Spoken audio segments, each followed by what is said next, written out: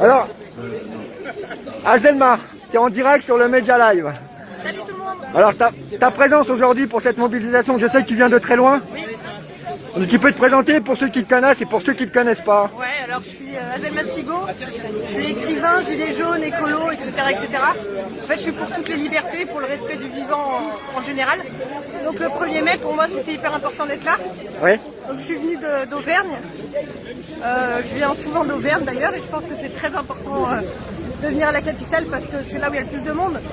Après, si on ne peut pas se déplacer, bah, on fait du local, mais je pense que c'est très important de se regrouper. Déjà que c'est difficile de s'unir en ce moment. Ouais.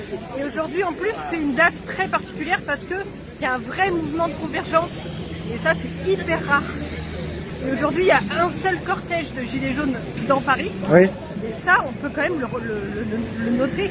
Parce que ça fait 2 ans qu'on Oui, sait parce pas... que voilà, il y a David Libeskin et Christian Valentin qui ont déclaré cette manifestation. Neige n'a pas souhaité déclarer, donc ça a permis justement d'avoir qu'une seule manifestation. Ça, vraiment, c'est chapeau quoi. Enfin, ouais. On peut pas dire que ça sert à rien ce qu'on fait. Ouais. À chaque fois, il y a une petite étape de franchie, il faut le reconnaître. Ouais. C'est très long, évidemment, la révolution, ça se fait pas en un jour.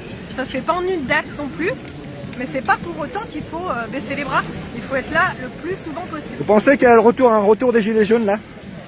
Ouais, gilets jaunes qui se transforment. Parce que là, j'ai vu dans le cortège qu'il y avait Éric Drouet, ça fait un moment qu'on voyait plus Éric Drouet parmi les gilets jaunes. Il y a Priscilla Ludowski, il y a Jérôme, Fly, Maxime Nicole, oui, enfin tout c'est pas rien. On sait que c'est des leaders, on va dire oui, on s'en fout des leaders, non, ouais. Parce que ça symbolise quelque chose. Ça veut dire qu'il y a une mobilisation qui est là, il y a une envie. Ouais. Et après, ça sera pas forcément que gilets jaunes, ça va être un mouvement qui va se transformer. Ouais. Mais on garde ça en tête évidemment. Parce que et j'avais oublié Fauzi, pardon. Ouais, non mais voilà donc. Et ouais, il y a même Philippe Pasco qui va venir à République, il y a François Boulot même qu'on voyait plus depuis un an. Ouais. Donc vraiment, c'est positif. Et voilà, et on va voir ce qui va se passer après. Mais moi je t'avouerai, je viens de voir quelques gilets jaunes que j'avais pas vu depuis 2 ans. Donc... C'est clair, c'est génial. Et puis les gens qui viennent de partout. Ouais. Et on le répète encore une fois, le droit de manifester, c'est un droit constitutionnel.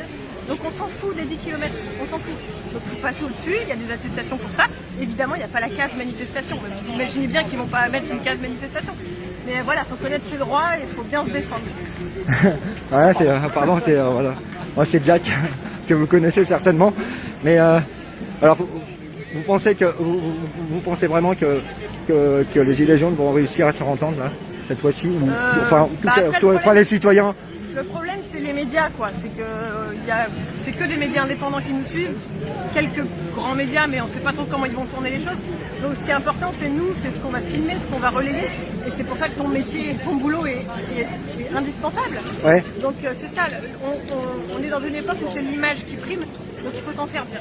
Il faut s'en servir, et c'est à force de mettre des images qu'on va créer une sorte de rapport de force. On va montrer qu'on est là. C'est la seule chose qu'on peut faire. Et il n'y a pas que la rue, il y a aussi d'autres choses à côté, évidemment. Ouais. Mais tout est lié, il faut tout faire. D'accord. Alors, te concernant, tu es sur un autre livre, un autre bouquin? Je suis en train de bosser sur un livre sur la convergence, justement. Ouais. C'est très très long parce que c'est un essai, donc il faut rechercher beaucoup de choses. Mais je suis dedans, mais en même temps, on galère tous. Et moi, je suis auteur, et en tant qu'auteur, on galère un max, comme tout le monde d'ailleurs. Ouais. Du coup là je fais plus grand chose honnêtement, je suis obligée de trimer à mort pour payer mes factures, donc j'ai pas le temps de grand chose. D'accord. Mais tu es toujours dans l'écologie? Enfin, je suis aussi dans l'écologie, oui, mais je suis pas dans un truc sectaire en fait, je suis dans tout en même temps parce qu'on peut pas gagner l'écologie sans combattre le capitalisme, on peut pas sauver des animaux sans niquer le système économique en place, on peut pas en fait, il faut voir les choses globalement. Il faut tout prendre en considération. Et c'est très compliqué. C'est pour ça que c'est si long et si complexe, mais on est obligé de le voir comme ça. Sur les élections présidentielles, tu peux nous en dire un mot sur 2022 qui approche à grands pas? C'est hyper chiant parce qu'on a le choix entre le fascisme et le fascisme. Alors, je sais pas. Donc il va falloir quand même y participer d'une certaine manière pour moi, hein, parce que c'est un des seuls droits démocratiques qu'on ait. Je sais bien que ça va pas changer grand-chose et que ça fait chier de jouer ce jeu-là. Mais on est obligé aussi d'y participer et il faut faire super gaffe. Il faut faire super gaffe. Parce qu'on sait très bien d'avance que ce sera Macron face à Le Pen. Et vous pensez vraiment qu'il va se représenter? Qu'ils vont pas forcément nous ressortir quelqu'un d'un autre chapeau? On parle d'Édouard Philippe. Ah ouais? Oui. J'ai pas suivi ça.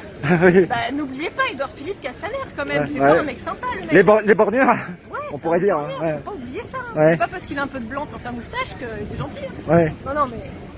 Donc faut bien garder les choses en tête, ils sont tous de la même école, enfin... On aura les mêmes On pendant. aura les mêmes. Donc il faut qu'on continue notre rapport de force et puis qu'on fasse entendre nos volontés, nos revendications pour qu'au moins ça aille un petit peu dans les programmes politiques et qu'il y ait un peu plus de démocratie. C'est Un la mot. seule chose qu'on puisse faire. Alors, dernier mot. Un mot pour les étudiants, les jeunes.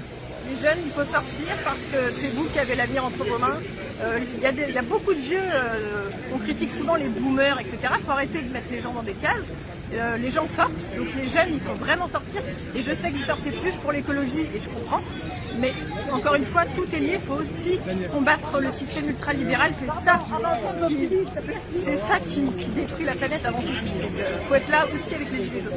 Oh, merci. Merci Azéma pour ces quelques mots. Merci à toi. Donc vous étiez en direct sur le Media Live.